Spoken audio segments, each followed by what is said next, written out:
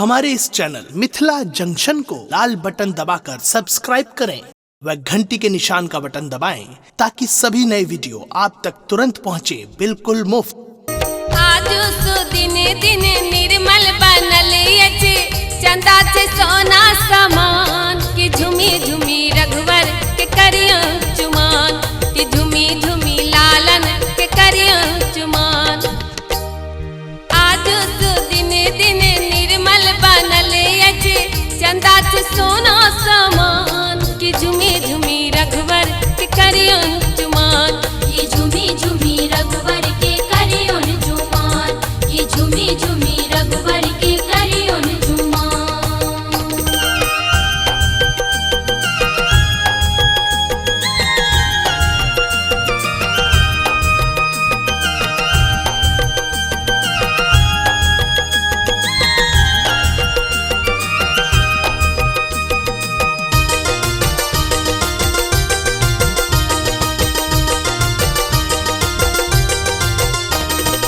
आनन जानन नीपु कौशल्या, आनन जानन नीपु कौशल्या, आनन जानन नीपु कौशल्या।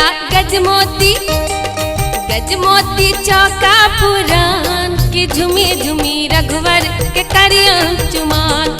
ये झुमी झुमी रघुवर के करियोन झुमान, ये झुमी झुमी रघुवर के करियोन झुमान।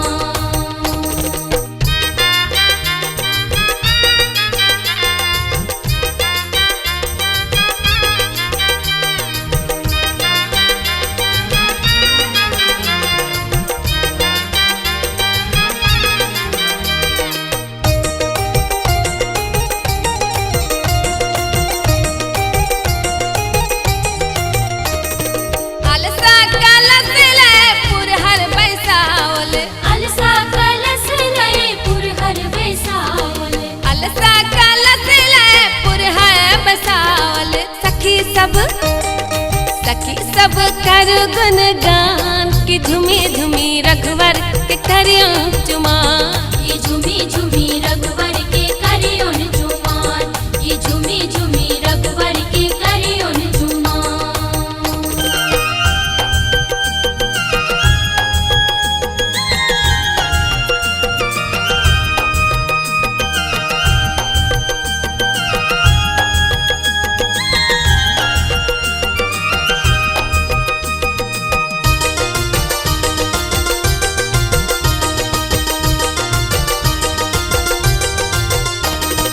काचा ही बांस के डाला बुनायल, काचा ही बांस के डाला बुनायल, काचा ही बांस के डाला बुनायल।